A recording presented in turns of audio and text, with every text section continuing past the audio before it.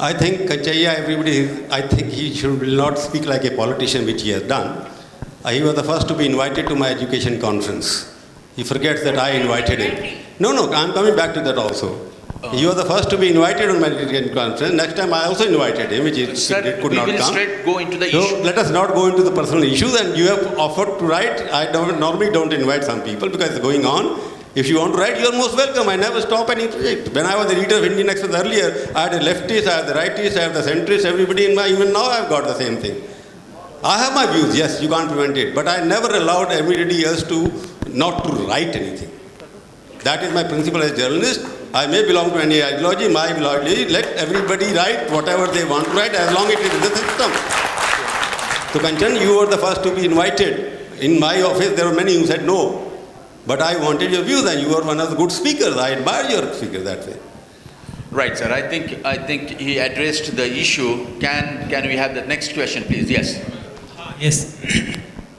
Apart from 5 main branches of mainstream media, that is politics, business, crime, cricket and cinema, what should be the other branches in this era? Apart from 5 main branches of mainstream media, politics, business, crime, cricket and cinema, what should be the other branches in this era? Of mainstream cinema? Because whatever you have said, you're talking about why other things are not reported. Okay. Are you saying why other things are not reported? Yes, yes. You are talking about we report crime, we report cinema, we report sports, we report politics, we report business. What do you want us to report? Yes, IT and ICT is also booming. And IT? Without IT, India cannot develop. I think. But IT is. I agree with you. We are neglected. Yeah, you finished your question. I have already finished. And please. Without IT, we can't produce the paper here. And so without IT, we can't produce. If there is no computer, we can't produce it. If there is no internet, we can't get information. So we write on IT. Most of the advertisement in the newspaper is coming only for IT company. We are surviving in this age only because of IT companies. Much more is reported about them. We can't write about one company, which you may be having in mind because it's not written about one company. But IT gets the maximum coverage in newspaper. 30% of business coverage is IT company. Sir, Sir, I am Srikanto Mishra. I have a question for Honorable Mr. Prabhu Chawla ji, which I have asked him personally also. I want to ask him when he is in the panel. Sir, journalism in India is doing well in general, but my question is, some journalists have made journalism in the name of free journalism, imposing journalism. Imposing means you ask a question to somebody, you don't let him answer, and as you said it, sir, in your speech, in a time of 120 minutes, they speak 116 minutes and let the other people speak only 4-5 minutes.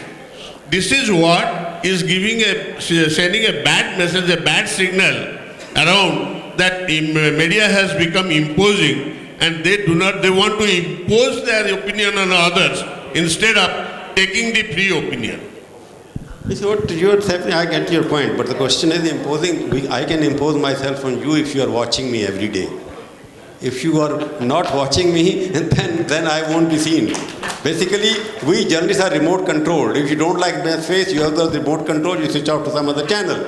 The question is, if you are watching the person again and again and getting angry also, but still watch him or him, her, that is your fault, not my fault. So I am enjoying your popularity. I think that's a brilliant answer. I mean, if you allow somebody to ride roughs out on you, then the fault lies precisely with you. I'm sorry. Sir, now I desire to ask the question to Prabhu Chawla, our honorable guest now. So as I have myself introduced yourself, that I am the resident editor of Union Territory Mirror. So first of all, I congratulate Prabhu Chawla. Question. Come straight to the question. Cut the introductory part. I don't bother about Prabhu Chawla that whatever the Gundu Rao has become wasted, and while the Indira Gandhi has got praise over Prabhu Chawla, but what other Prabhu Chawla, the memorable event in field of politics. Can you speak me, please?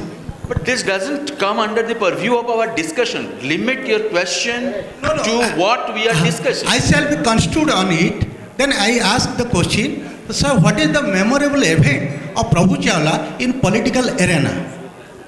I think this question you can ask Mr. Chawla while you have a cup of tea with him. Can we have another question, please? Yes. Limit your question to the subject that we are discussing. Otherwise, we will adjust our time. My question is to everybody. My question is to everybody, especially to Prabhu sir. So, for someone who has seen both print media and electronic media so closely, a myth has been there for decades that technology is a killer of literature, technology is a killer of print media. Do you think it is so, or do you think technology allows media to go one step further?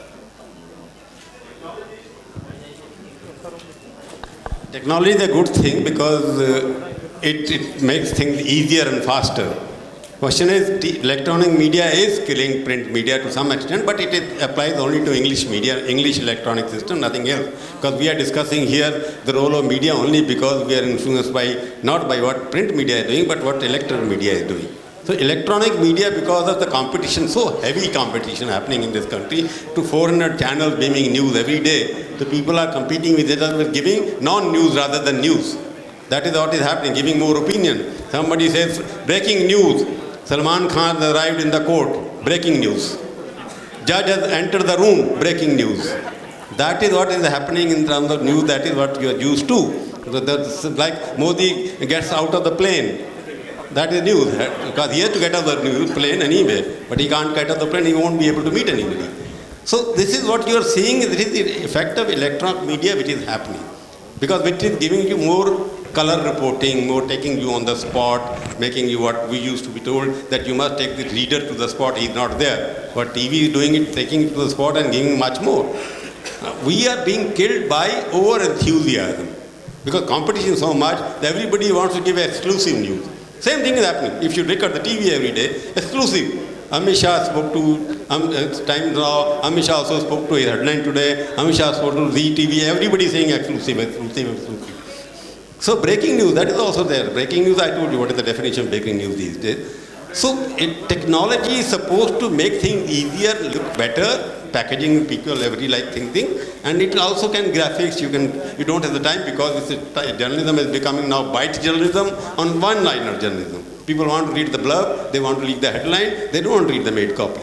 So we are being trained to write that. In the process, proper training is not being given. It's a question I'm talking now, serious subject, because demand for good journalists and supply of good journalists, there is a lot of gap now. I don't get a sub-editor who can sub properly. There is a problem there. I don't get a reporter who can write 5 sentences correctly.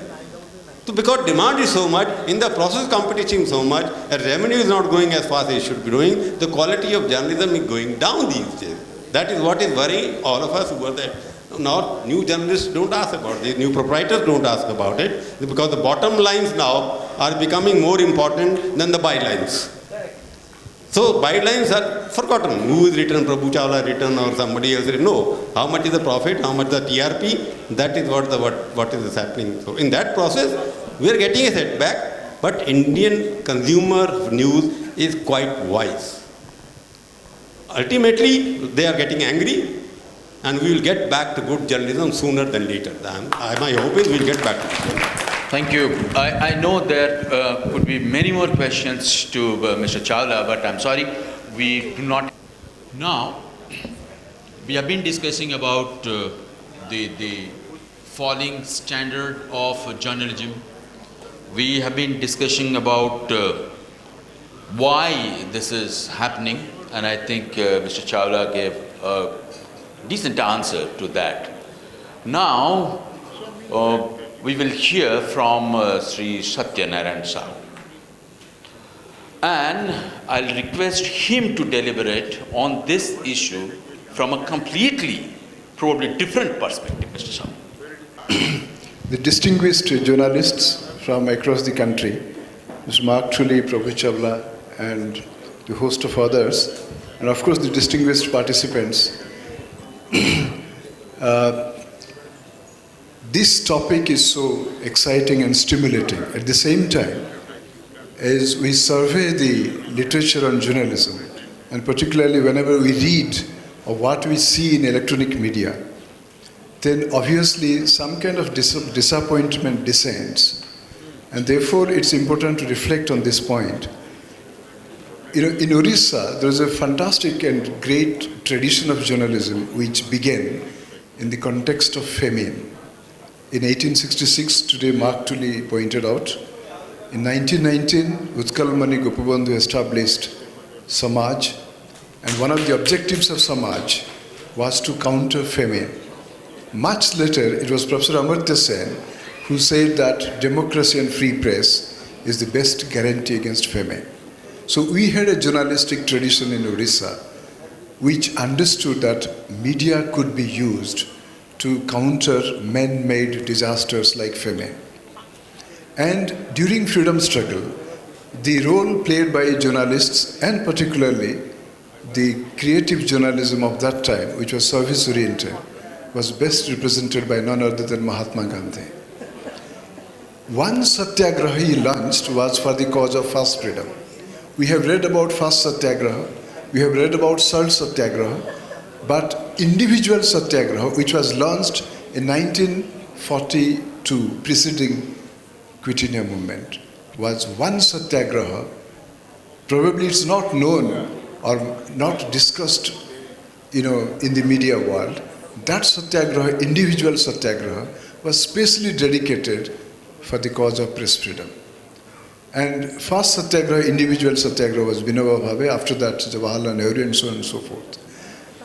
It was Mahatma Gandhi, while launching his, spearheading the first satyagraha in South Africa, in 1910, he wrote that if a newspaper is used as a source of profit, malpractices would start.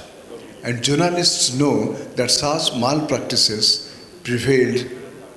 So during that time, Gandhi had cautioned that if newspaper or media used as source of profit, that would breed malpractices. Exactly, on this day, not exactly, this is 16th May, 1946. That is, some decades back, Gandhiji wrote that journalism in 1946, he said, was used to create impressions, not to transmit facts. Wanted and unwanted impressions in the minds of the readers resulted in use of journalism for purposes which was against or contrary to public interests. That was a cautionary note articulated by Gandhi as early as 46 while talking to some journalists. So what Mr. Prabhu Chawla said, that instead of facts, wanted and unwanted impressions are being created. And in India, it is said by P. Sainath that mass media has remained far away from the masses. In fact, I think some years back, when an Indian journalist went to Czechoslovakia after disintegration of Soviet Union, he was asked a question by a student in a university. What is the state of newspapers in your country? The Indian journalist asked him. He said, our newspapers are relatively free. He said, what do you mean by relatively free? He said, because the newspapers are controlled by the relatives of the top people of the country.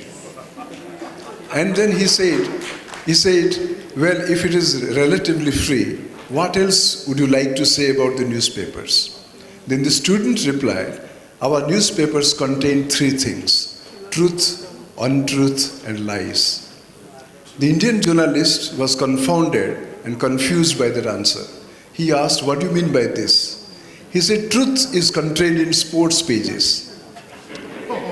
Untruth in meteorological columns, weather predictions, and lies in rest of the pages. Okay.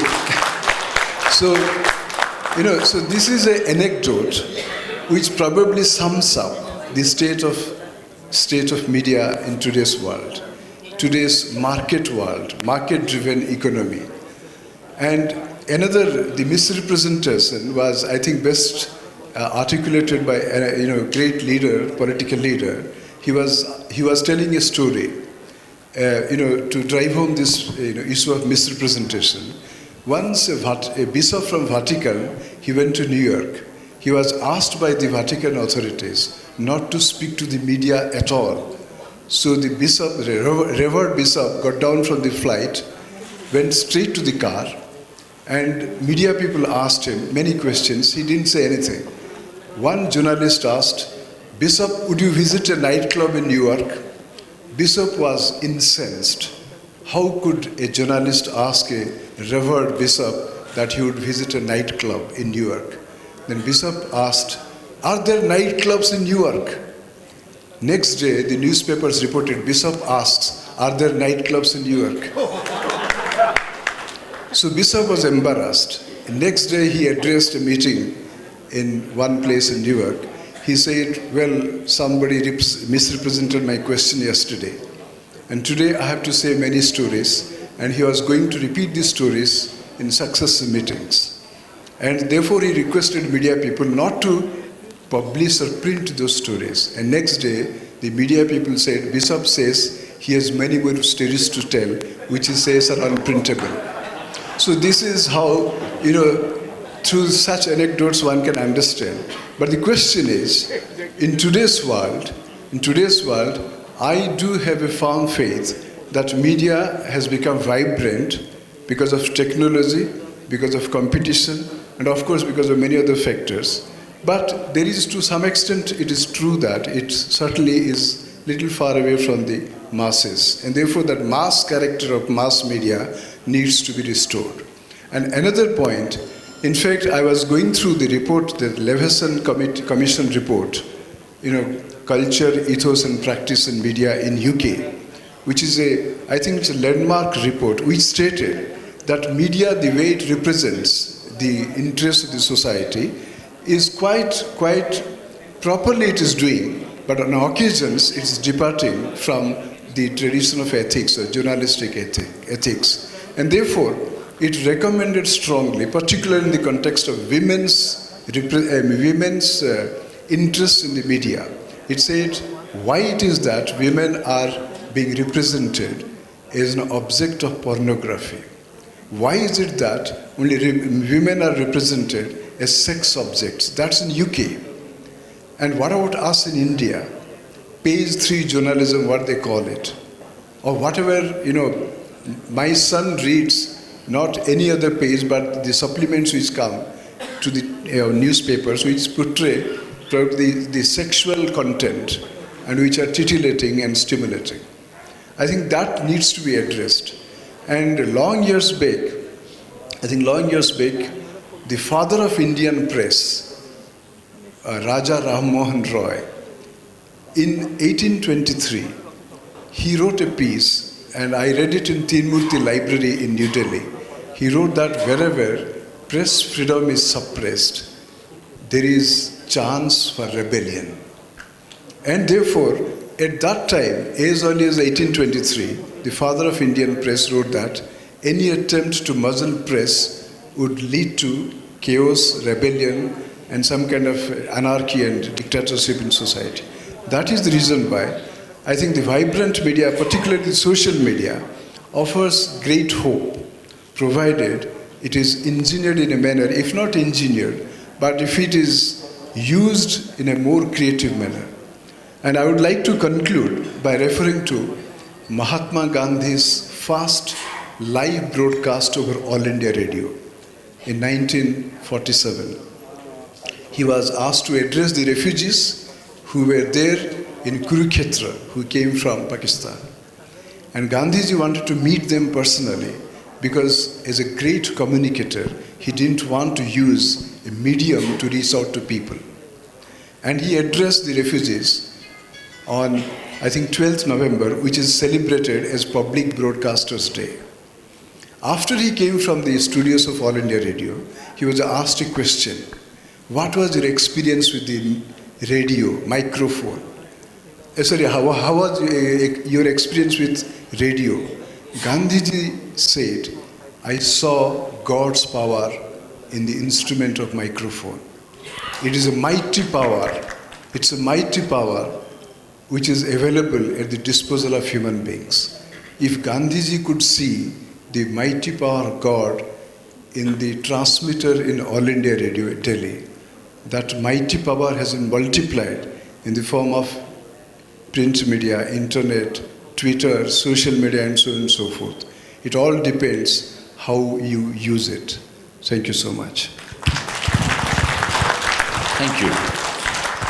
Mr. Sahu has posed 2-3 very pertinent questions, and I'll request Sir Tuli to respond to those questions. Plus, I have one question. We are talking about only media and how media is working for privileged class. I would like to ask you this question. What about literature? What about literature? Are we literatures also working only for privileged class? I mean, is there a connect there? Are we all becoming an ally of the privileged class? And I will like Sir Tuli to respond to these questions. Thank you.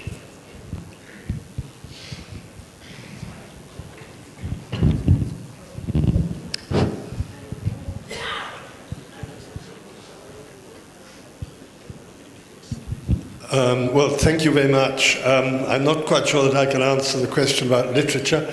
My honoured colleagues here and everyone who has come.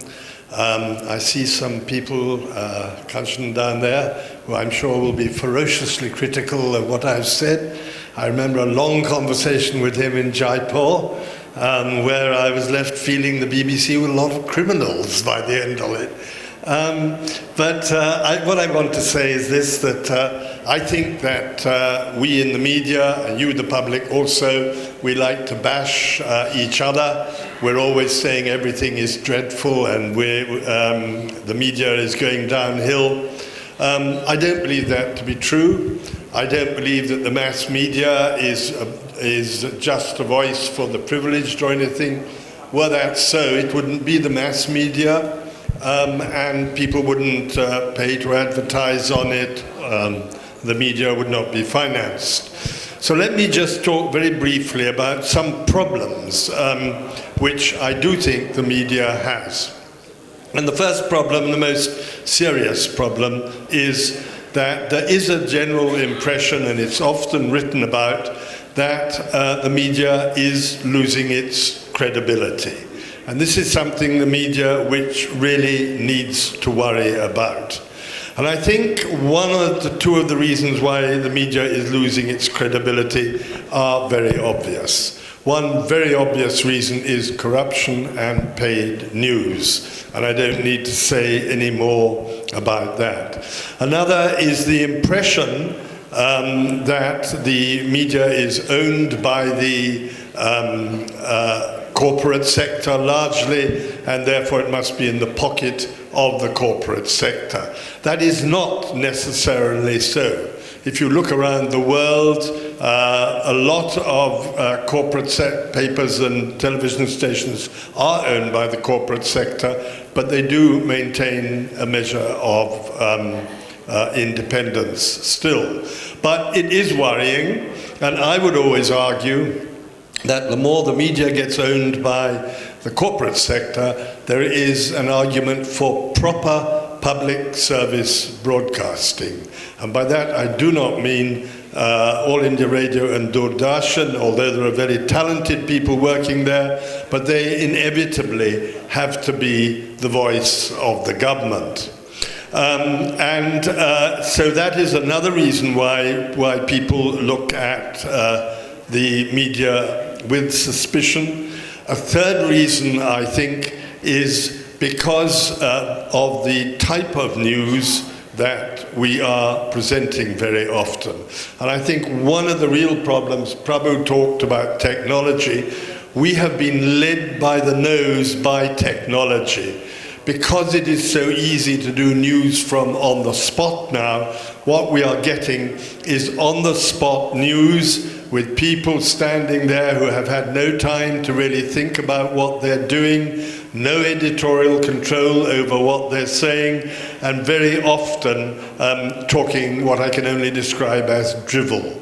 And I remember a classic old-style journalist who the first time BBC Radio started to do on-the-spot news and 24-hour rolling news, and everyone, as always happens in big corporations, was patting themselves on the back and saying, gosh, haven't we done well? Isn't this wonderful? And an old, real old soldier stood up and said, well, as far as I'm concerned, I think we've been broadcasting untreated sewage. And I think that is quite a lot of untreated sewage on the news today because of this desire for instant news. So those are some of the things which I think are going wrong with journalism and are stopping it from providing the masses of India with the most important commodity which we have, which is information.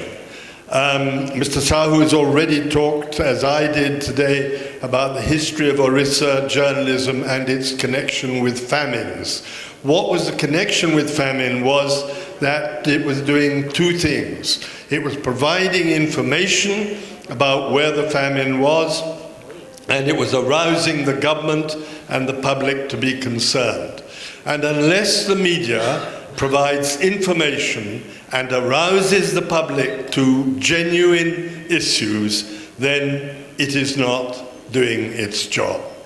And I don't say that the Indian media is not doing its job. I don't say that that the BBC is not doing its job. The international media is not doing its job. But I do think that as journalists, we need to be watching all the time to see where we're going wrong and to make sure that we try and do something about where we are going wrong.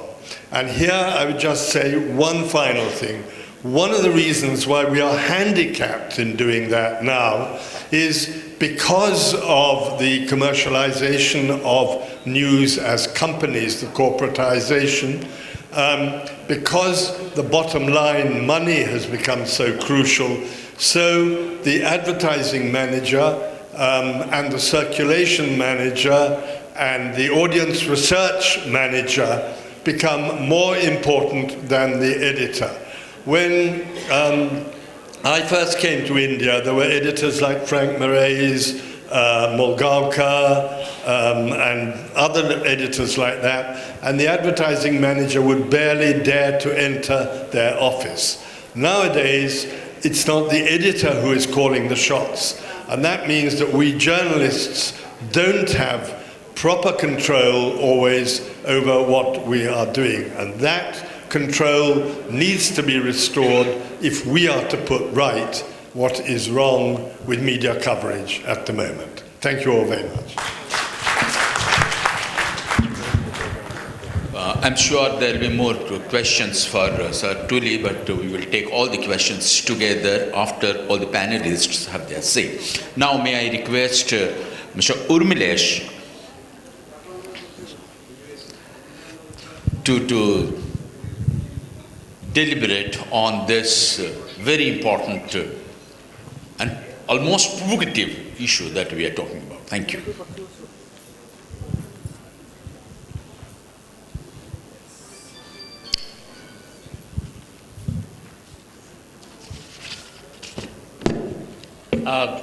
मुझे बहुत कम समय में बहुत सारी बातें कहनी हैं and I would like to speak in Hindi in my Hindustani style so I think it will be very easy to you to understand you.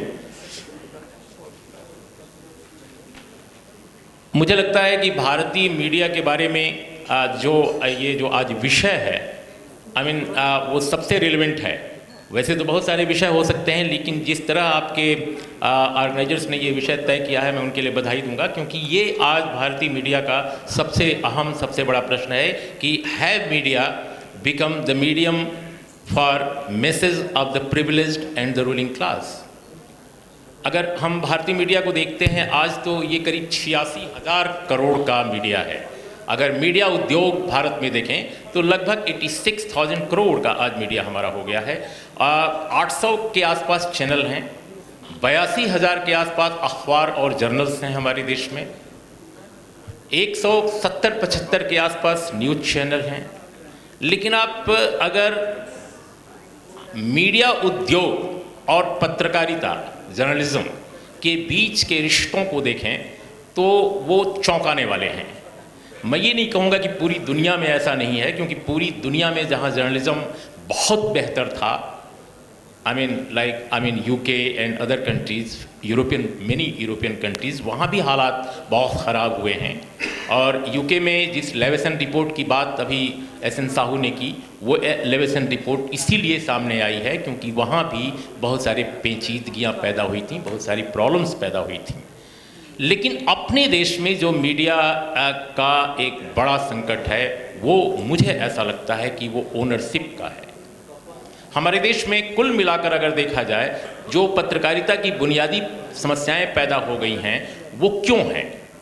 उनकी अगर कहीं से भी अगर आप उनको एनालाइज करते हैं तो आप पाते हैं कि बुनियादी तौर पर ओनरशिप कैरेक्टर जो मीडिया का जो चेंज हुआ है बहुत तेज़ी से, उसमें 3 चीज़ें सामने आई हैं। 3 तरह का मीडिया हमारे देश में दिखता है। एक वह है जो कारपोरेट मीडिया है, पूरी तरह हाईली कारपोरेटाइज्ड मीडिया है, बड़ी कारपोरेट कंपनियों के तहत चलने वाला मीडिया है।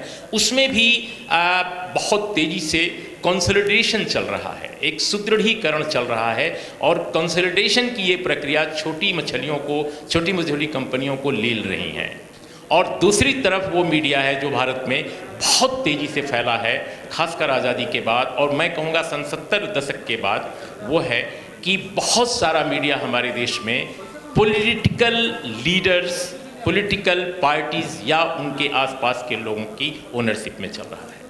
तीसरा जो हमारे देश में मीडिया उद्योग का एक बड़ा अगर ओनरशिप देखते हैं, अगर आप देखते हैं कि उनका मालिकाना हक किनके पास है, तो वो 90 दशक के बाद जो शुरू एक नया ट्रेंड दिखाई पड़ा है, उसमें चिट फंड कंपनियां, रियल एस्टेट के लोग, कारोबार करने वाले, तरह तरह के शराब के कारोबार में लगे लोग, ठेके में लगे हुए लोग, और यहाँ तक कि माफिया और गुंडागर्दी में लगे हुए लोग। ये 3 तरह का जो कुल मिलाकर मीडिया उद्योग पर जो ओनरशिप है, वो इन 3 तरह के लोगों की सामने आई है। पहला मैंने कहा कारपोरेट, हाईली कारपोरेट जो मीडिया है। दूसरा जो नेता और नेतागिरी के आसपास के लोग हैं। तीसरा वे जो छोटे मोटे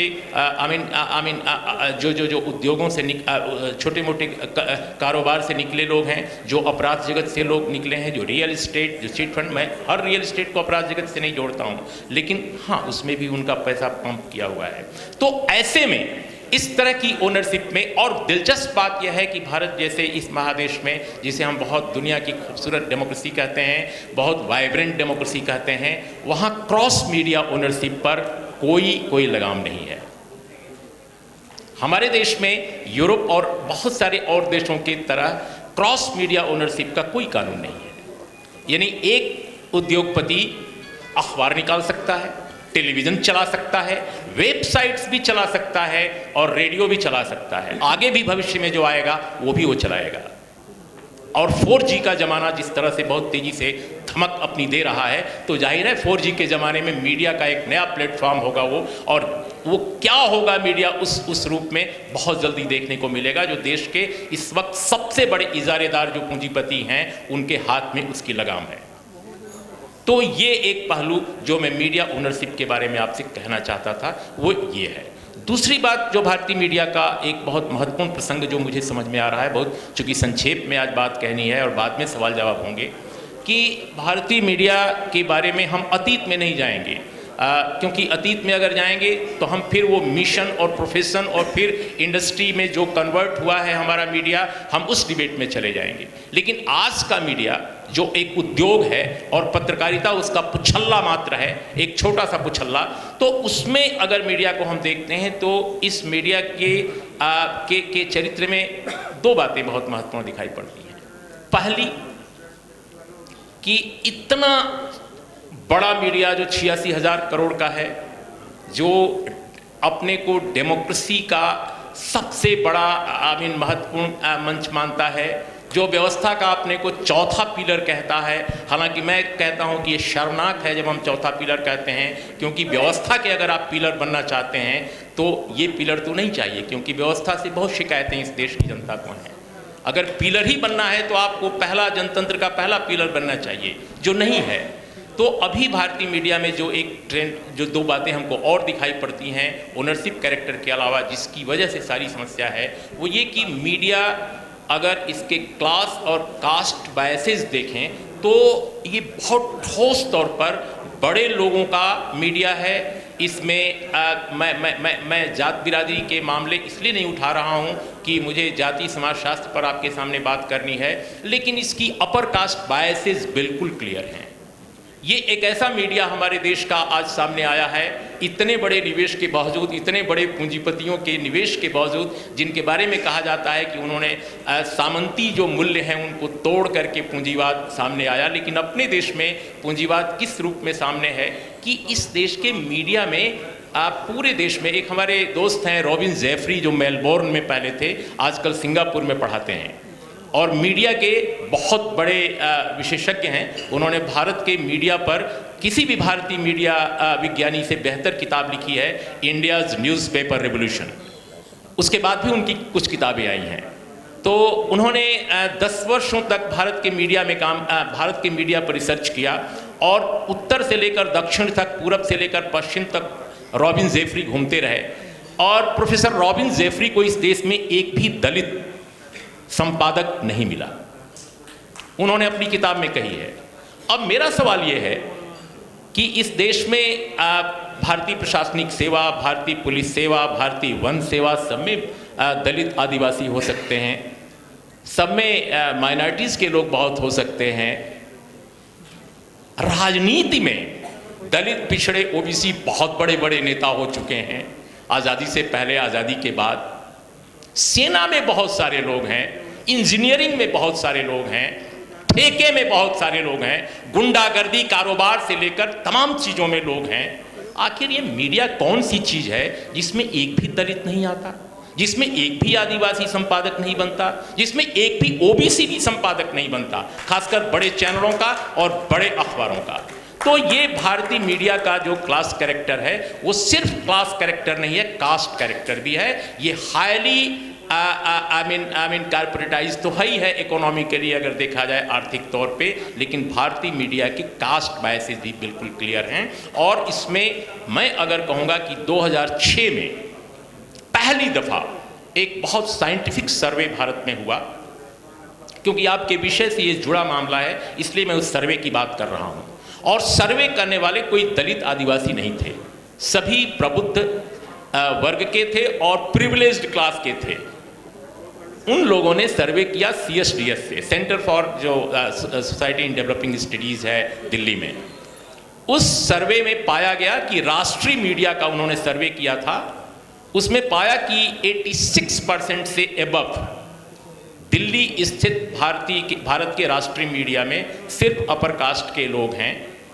और अगर अखबारों में उन्होंने देखा तो अखबारों में इससे भी ज़्यादा हैं। जो 86% था वो प्रिंट और विजुअल दोनों का मिलाकर था। हिंदी के अखबारों को जो देखा उन्होंने, खासकर चूंकि राष्ट्रीय मीडिया में कहे जाने वाले, शुमार किए जाने वाले इंडियन लैंग्वेज प्रेस में सबसे अधिक हिंदी ही दिल्ली में है, उसमें उन्होंने पाया कि ये आंकड़ा 90% के आसपास पहुंचता है। लेकिन इलेक्ट्रॉनिक मीडिया, खासकर 24/7 चैनल आने के बाद, प्राइवेट चैनलों के आने के बाद, आश्चर्यजनक रूप से और बहुत स्वागत योग्य ये बात थी कि टेलीविज़न चैनलों में ये तादाद थोड़ी कम हुई। महिलाओं की, माइनॉरिटीज़ की का रिप्रेजेंटेशन मीडिया में बढ़ा है जब से 24/7 चैनल आए हैं।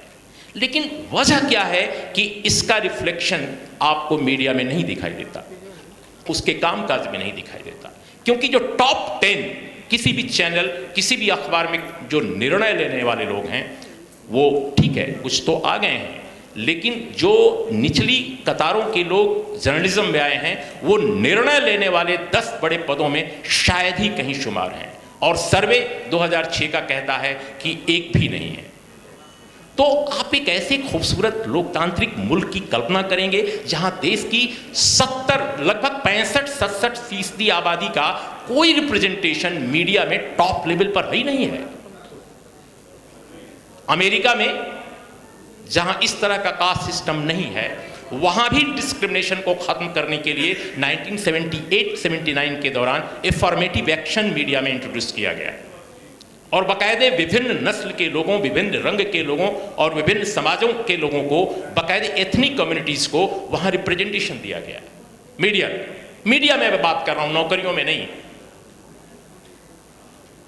दुनिया के अनेक मुल्कों में ऐसा हुआ, लेकिन भारतीय मीडिया में मीडिया विमर्श का यह कभी हिस्सा नहीं बनता कि इस देश में कवि हो सकते हैं, अशोक चक्रधर यहाँ बैठे हैं हमारे मित्र, साहित्यकार हो सकते हैं, दूसरी जमातों के लोग, पिछड़े वर्गों के लोग, दलित आदिवासी हो सकते हैं। अभी हाल में ज्ञानपीठ मिला एक बहुत महत्वपूर्ण मराठी साहित्यकार को जो पिछड़े वर्ग से आते हैं, लेकिन ये मीडिया ऐसी क्या चीज़ है जिसमें कोई नहीं आता।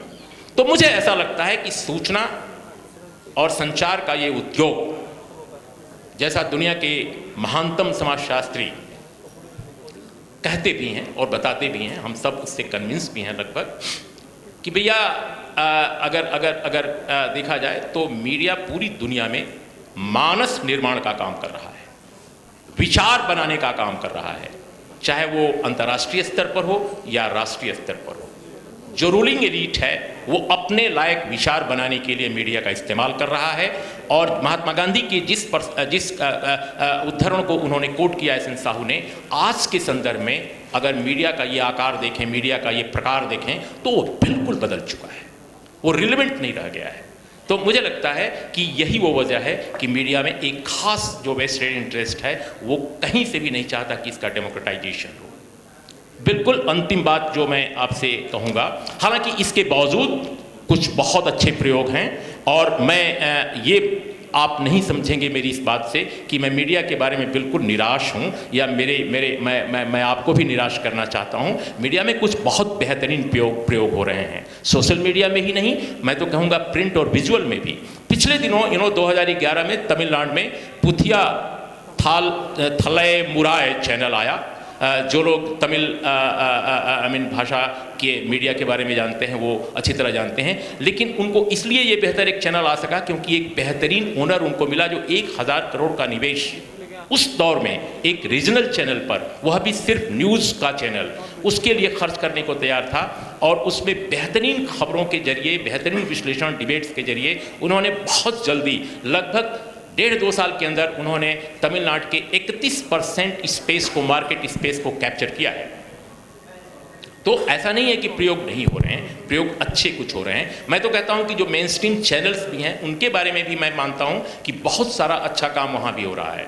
और कई बार लोग कहते हैं कि ये अगर चैनल पहले होते तो शायद बाबरी मस्जिद का ध्वंस या बहुत 84 के दंगे या पंजाब में बहुत कुछ जो हुआ, शायद उस पर इस कदर ऑटोक्रेटिक ढंग से, निरंकुश ढंग से वो काम शायद न हो पाते।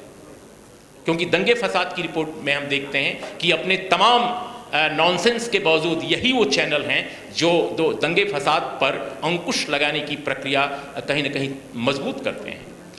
एक और बात मैं कह के अपनी बात ख़त्म करूंगा और फिर आपको छोड़ूंगा कि आप अपनी बात कहेंगे जब सवाल जवाब होंगे तो, कि देखिए भारत के मीडिया में जो हमने देखा है, कई मौके ऐसे आए जब मीडिया का क्लास और कास्ट कैरेक्टर बहुत साफ उभर कर सामने आया। आज़ादी के बाद, हम आज़ादी के पहले न जाकर आज़ादी के बाद देखें तो सबसे पहले बैंकों के नेशनलाइजेशन और कोयला के राष्ट्रीयकरण का, नेशनलाइजेशन का जो प्रस्ताव मिसेस गांधी ने दिया और जिस पर काफ़ी उस वक्त बवाल मचा था रूलिंग क्लास में, पार्टी में और सरकार में और पूरे देश में। उस वक्त भारतीय मीडिया ने बैंकों के नेशनलाइजेशन और कोल माइंस के नेशनलाइजेशन के एक बहुत उस समय के हिसाब से रेडिकल स्टेप के खिलाफ मीडिया का पूरा रुझान था। Majority of the media, newspapers, they wrote editorials against that and even the news coverage was proper, in proportionate, in support of, in opposing Mrs Gandhi move. इसके बाद अगर आप इमरजेंसी को देखें तो इमरजेंसी जब अपने देश में लागू हुई, आप में से बहुत सारे लोग उस वक्त शायद पैदाइश उनकी नहीं हुई थी, लेकिन जो लोग उस वक्त थे वो जानते हैं कि इमरजेंसी के दौरान भी हमने देखा कि भारत के मीडिया का एक बड़ा हिस्सा न केवल झुक गया, बल्कि अगर लालकृष्ण आडवाणी के शब्दों में कहूँ, जो भारत के गृह मंत्री भी रह चुके हैं, कि वो रेंगने लगा था खींचुए की तरह। और तीसरी बात जो अगर आप देखें, और मतलब जो बहुत सारे महत्वपूर्ण जो फैक्टर्स मैं आपको गिना रहा हूँ, पंजाब का कवरेज 1984 का, मैं जिस एडिटर की अगुवाई में हिंदी जर्नलिज्म में आया था उनका नाम था राजेंद्र माथुर, और वो लीजेंडरी एडिटर थे और बेहद ईमानदार और समझदार,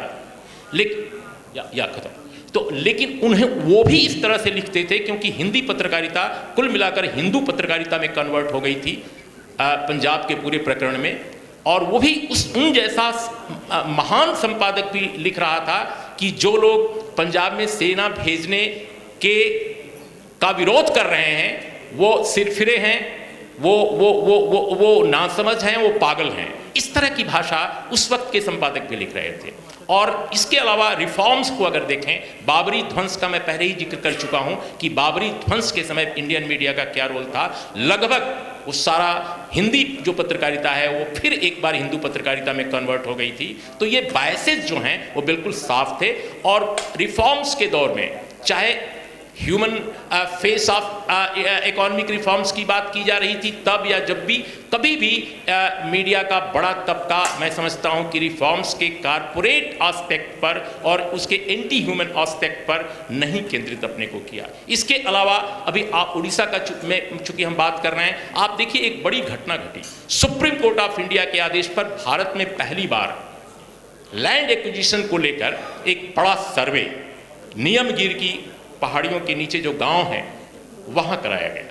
एक मैं समझता हूं कि आजाद भारत में एक अनोखा डिसीजन था जो सुप्रीम कोर्ट के आदेश पर हो रहा था, लेकिन अगर इंडियन मीडिया के कवरेज को देखें नियमगिरी को, तो मैं समझता हूं कि उन गांवों में जो सर्वे हुआ जिसमें सारे गांवों ने रिजेक्ट किया गवर्नमेंट ऑफ इंडिया और गवर्नमेंट ऑफ उड़ीसा के स्टैंड को और इस मूव को, उसका इंडियन मीडिया ने लगभग बायकॉट किया, कोई कवरेज नहीं किया एक्सेप्ट एनडीटीवी जिसके मित्र संजय अहिरवार यहाँ बैठे हैं, और कुछ एक और चैनल और कुछ बहुत कुछ छोटे अखबार, खासकर रीजनल अखबार।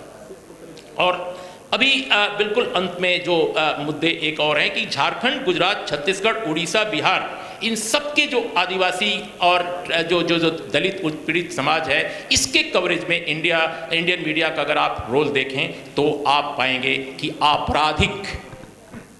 आपराधिक गलतियां भारतीय मीडिया ने की हैं।